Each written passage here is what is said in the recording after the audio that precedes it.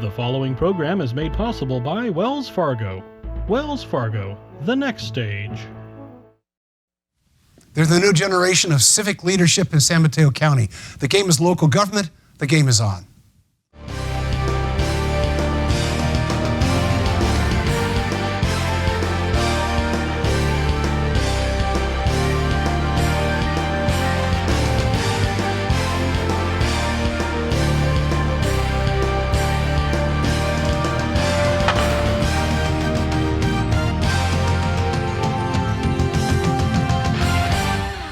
Welcome to the game. I'm Mark Simon. My partner, Kevin Mullin, is on assignment.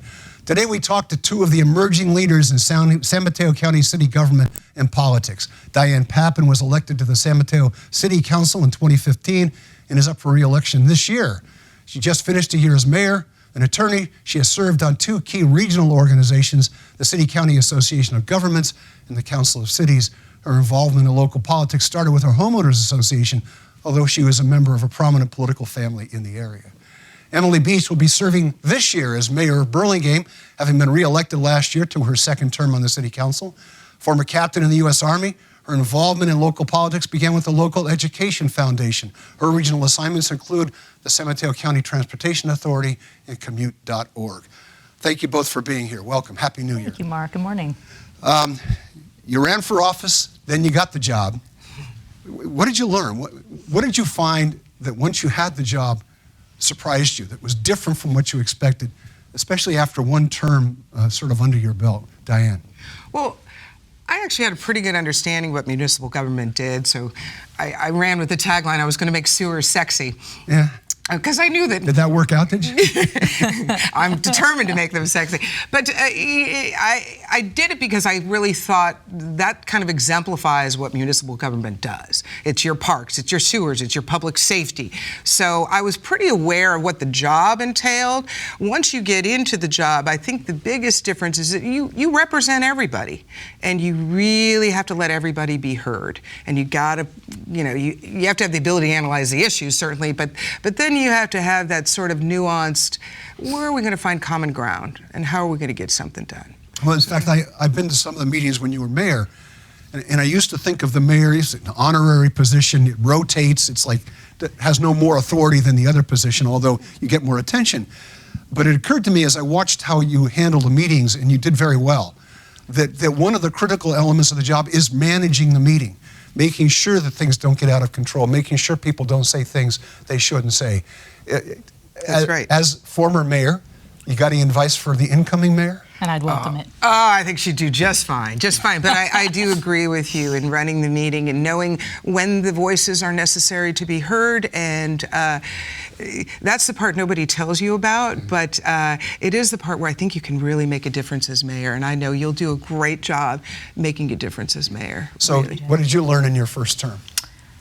I think I concur with everything my colleague Diane said. So she learned that, yeah. That is one thing. How complex it all is. There are, when you're campaigning, you're first running for office, you certainly are putting your name out there. You're trying to say, what your experience is, what your values are, what your priorities are.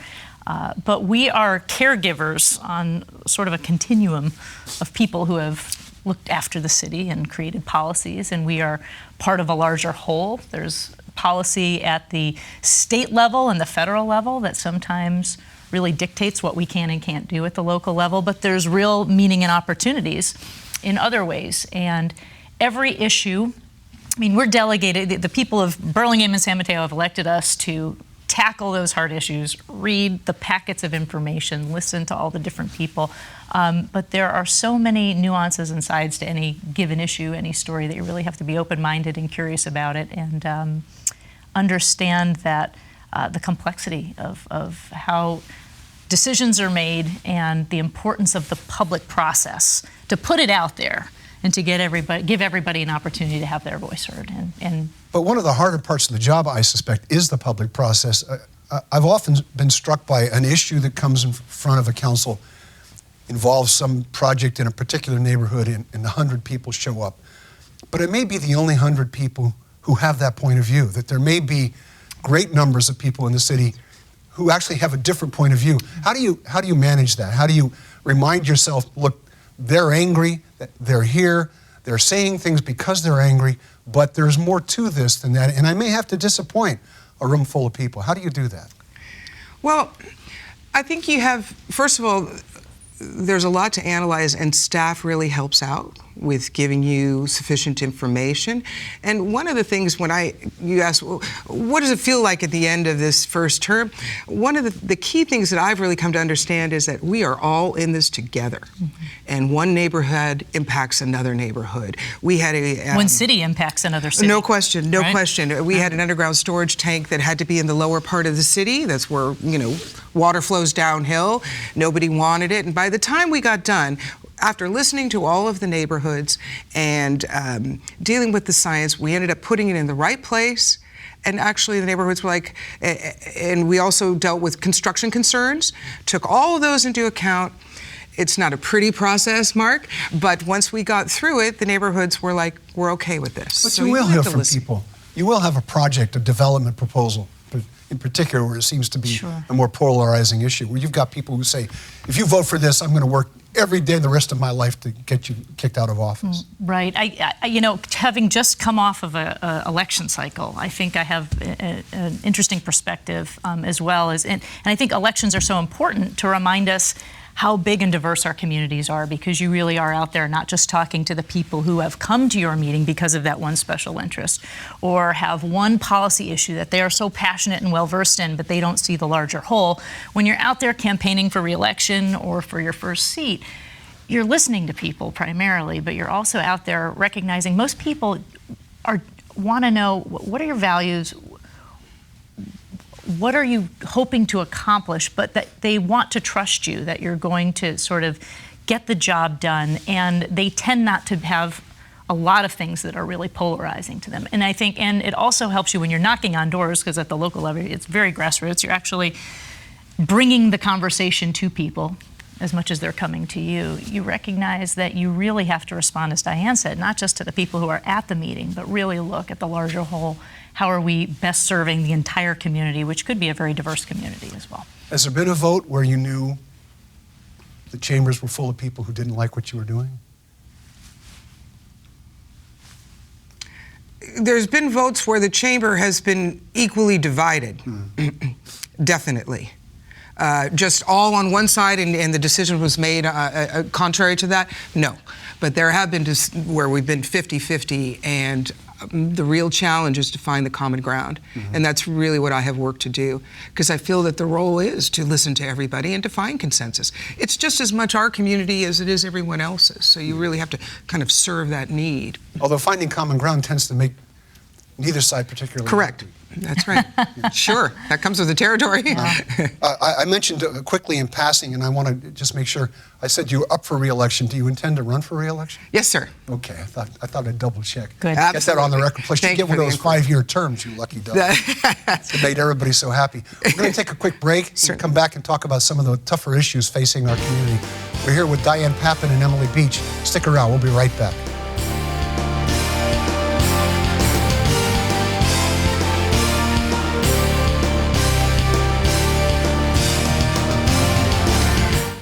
It's been over 150 years since Wells Fargo first opened for business. Since then, we've enjoyed your community support, and we're passionate about returning it. Every day, Wells Fargo team members roll up their sleeves and donate their time to organizations and charitable groups throughout the Bay Area. Nationally, we've committed even more. In just the past 2 years alone, we've donated over $70 million to support schools and educational programs. It's a commitment we're proud of. Wells Fargo, the next stage.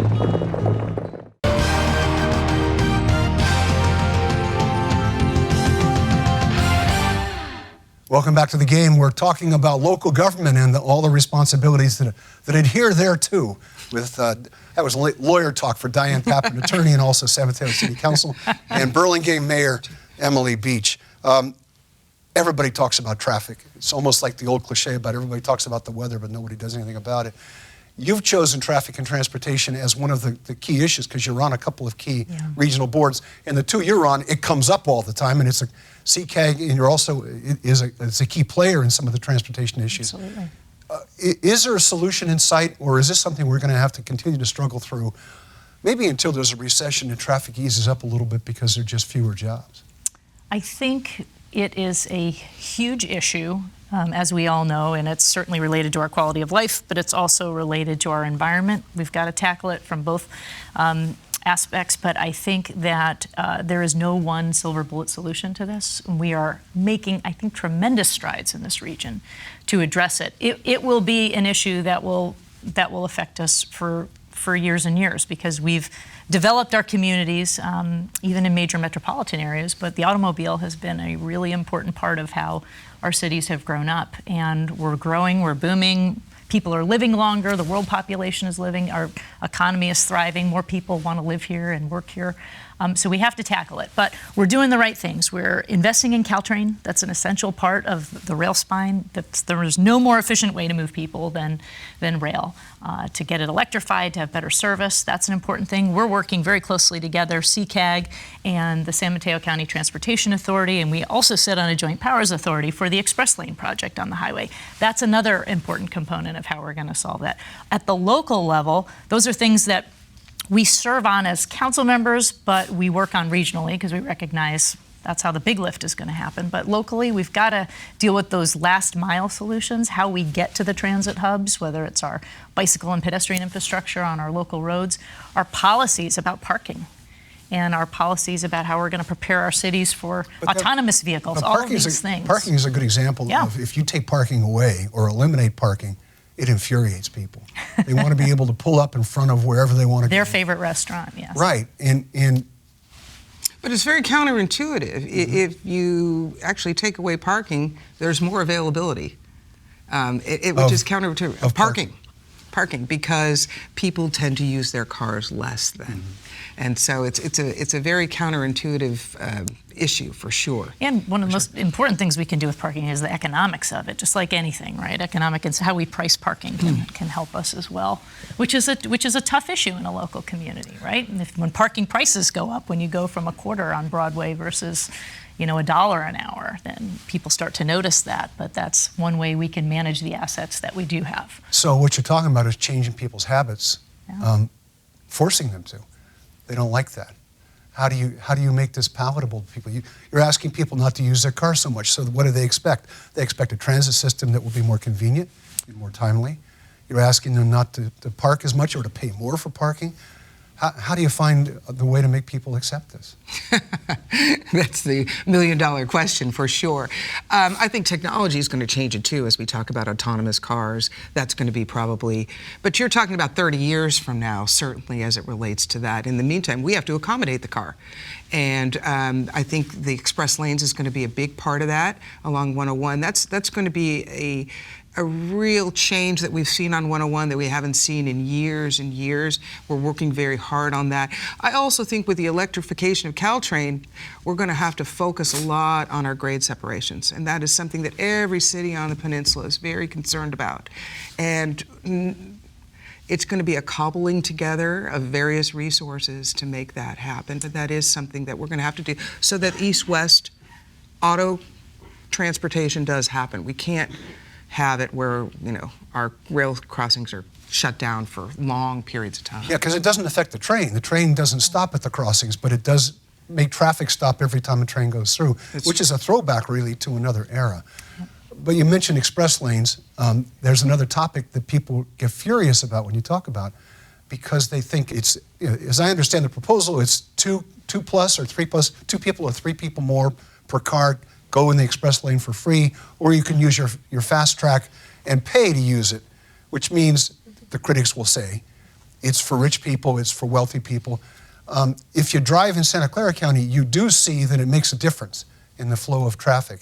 Is that, how do you justify those, how do you respond to those concerns? Look, it's just for rich people, it's not going to help me at all. Sure. Well, there's going to be an equity portion of it, and that's something that we've been very involved with and very passionate about.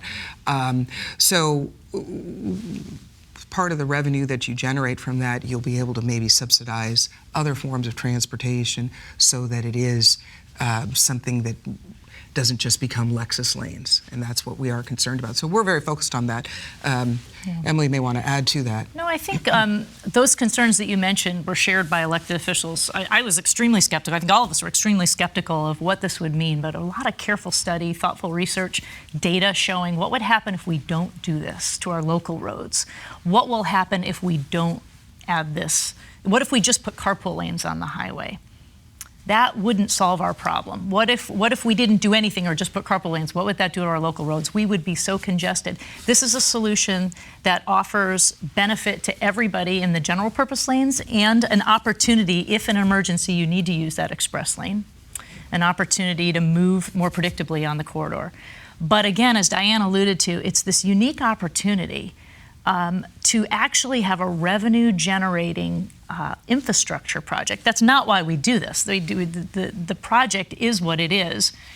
It will help relieve congestion, but you have this revenue stream that then, if the policy is done right, and we get to control that policy here in San Mateo County, thanks to the great decision that CCAG and the TA made together as two boards, we can set policies that actually, when that revenue comes in, we can reinvest in mode shift and in equity programs to actually help make it more accessible, hopefully for lower income people to actually afford to ride Caltrain or do those last mile connections. So it's this unique opportunity to help in a lot of ways and just be one part of the solution. That alone is not the silver bullet, but when Caltrain comes online, all these things require investment of infrastructure, and revenue is limited. So this is another opportunity that we can really make an impact and make things better in San Mateo County.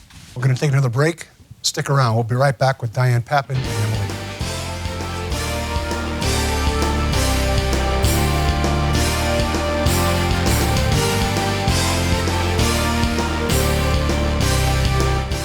It's been over 150 years since Wells Fargo first opened for business. Since then, we've enjoyed your community support, and we're passionate about returning it. Every day, Wells Fargo team members roll up their sleeves and donate their time to organizations and charitable groups throughout the Bay Area. Nationally, we've committed even more. In just the past 2 years alone, we've donated over $70 million to support schools and educational programs. It's a commitment we're proud of. Wells Fargo, the next stage.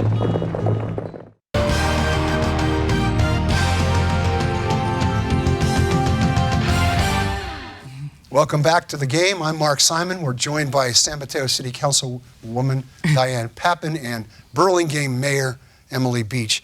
We're talking about traffic and transportation. The next natural question is about housing. And it looks like there is a lot of housing in the pipeline.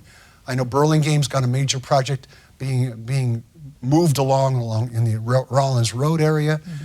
You've got a project, several projects all over the city. And we had Bay Meadows too. And Bay Meadows, which is still developing. Sure. Are we going to get to the point where we have enough housing? Is that something you see as something that could actually impact the price of housing? I think cities need to absolutely do their part and build housing in the right places and have more density around the rail lines. Neck out on that one there. I don't think that there is such demand to live here. We have to do housing and we have to do transportation solutions. I think, the theme, there's no one silver bullet, there's no one answer that can solve everything, but we absolutely have to do a big lift to create more housing and more affordable housing so that we can have people at all levels of the income spectrum that keep our communities thriving, living nearby and living in the communities where they work.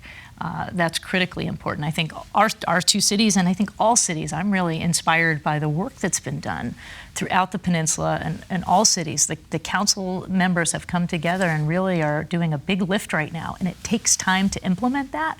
But the general plans that Burlingame just passed, that San Mateo's working on, really visionary stuff. I think we'll look back at this sort of generation of council leadership that we've really done some important and thoughtful work and trying to make it work in our communities. Yeah, I have written in a local column about how this community has changed. It's not a suburban community in the classic sense anymore. It's more urban. We have urban problems. We have major employers, which we didn't used to have other than the airport and the county. Is that something you have to come to grips with, especially in your community where there are always going to be people who really don't want things to change? They made an active choice to move where they are. They don't want it to be different from what they moved into. Is that a challenge? Yeah, but you have the state that has your regional housing needs assessment, your RHNA numbers. So Right. the state is going to mandate a fair amount of housing development. What I take issue with a little bit is that oftentimes you hear these numbers about jobs, housing imbalance, and they are statewide numbers that don't necessarily take into account what localities have done and or are doing. And so that's where I get a little bit troubled. And I think that the general plan process really is the best way to take into account what your citizenry wants, and they're the most intimate with it, and you really have to listen to what they want to say. And as Emily said, Burlingame already did theirs. San Mateo's in the middle of doing theirs. We have had many workshops. We've identified 10 particular study areas that we're going to take a look at, what I call the low-hanging fruit of where you can maybe tolerate a little more heights and a little more density. And we're going to take a look at those and see what we can do. We've already done a lot, but I think you've really got to listen to your residents and have them have a stake in it as to where your city can tolerate some additional growth. Well, the logical place often has been described as El Camino. It's already got a certain level of density. It's an ideal location to put housing that's served by transit, but there has to be height there for it to work as a housing solution. One of the issues facing San Mateo is your height limit. And it's more than 20 years old. Is it outdated? Well, we will see what the voters think about that, Mark. Well, what do you think about it? What do I think about it? I think that a one-size height restriction all over the city may not be the answer. I think that there might be pockets where you might find more. Interestingly enough, we have it's 5 stories. And very often when a 5-story development comes close to single-family homes, it is objected to, and maybe rightfully so. Maybe there's a better spot for it, and maybe some additional height that isn't so close to a single-family home. So we're going to take a look at that, and I think the general plan process is where it really should play out, because these are very comprehensive and complex issues, and they have to be looked at in that way. I'm not sure a ballot measure is the best way to actually analyze those issues. What about height limits? I really concur, and this is an opportunity to talk about, I think, an issue that's really important to the region. Thoughtfully legislated local zoning that's responsibly done is the best way to do this. Let's talk about El Camino. Our 2 communities, next door neighbors, sister cities, have very different El Caminos. I come to Burlingame, we have our issues with El Camino Real, and we are working on that. Got a lot of trees on your El Camino. We actually, in fact, that's going to be a big effort in the year ahead to really rehabilitate that roadway to make it safe for future generations. We're going to be tackling that hand-in-hand partnership with Caltrans. Anyway, but you look at our El Camino Real, we have a lot of housing on it. It's lower density housing. It's not super high because it is right up against the residential neighborhoods. Burlingame approved a general plan last January, a year ago, where we are envisioning a 23% population growth in our city. For a city of 30,000. That is dramatic, but it was thoughtfully done with a 3.5-year community process where we said, you know what, the right place for more higher density housing is along in our north section right near Millbrae Transit Hub. That is transportation mecca. We are not choosing to put housing yet on the bayfront because we got to deal with sea level rise. We do not have transportation assets out there. We can't put schools. We don't have police, fire services. We are adding density around our Broadway and our Burlingame Avenue Caltrain station, but we are not adding tremendous density, but along El Camino, we've chosen to not prioritize that, yet we are growing dramatically, and the units are in the pipeline. I think we've got close to 2,000 in the pipeline already. So it's working, but when doing land use zoning from Sacramento as a one-size-fit-all for all communities, Burlingame and Bakersfield and Sausalito and San Francisco should not be zoned the same way, and it takes really thoughtful community engagement and responsible local elected officials to oversee it so it's done correctly in our communities. When people talk about who might run for the next level of offices, whether it's Board of Supervisors or state legislature, both of your names come up. I won't ask you to declare for another office right now, but are you, long-term, do you have an interest in a higher office, Diane? Well, I think this work is incredibly meaningful, and I'm really honored to do it. If I could make a difference, I would consider it. Emily? I just got reelected to Burlingame City Council. I'm a mayor. I can't wait to do the work. I want to do a great job for the next year. And the reason I sought reelection is, as Diane said, I love the work. I think it's the most meaningful. I think it's the most meaningful and intellectually challenging work I've ever done. And we've both had interesting careers. I've worked in the Army. I've been in the tech world. I've run a nonprofit. You run a nonprofit. You're an attorney. This is really interesting policy work. And I would absolutely consider running for higher office but the right opportunity and the right time for me personally would have to remain to be seen, whether it's county, state, federal. It depends what happens. Real quickly, we're starting a fresh new year. Tell me one thing you love about where you live and what this community that we're in, Diane. We got just a few seconds. And one thing that I love, for me, really though, it is the people. I think we are a very engaged community, and we are richer for that. And I love that part. Emily, in 10 seconds. Besides the weather, because I grew up in New England and I spent time in the Midwest, I'd say it's the diversity. Yeah. Thank you both, Diane Papan, Emily Beach, for being here. Happy New Year. And thank you for being with us. Kevin and I will be back soon. Join us next time on The Game.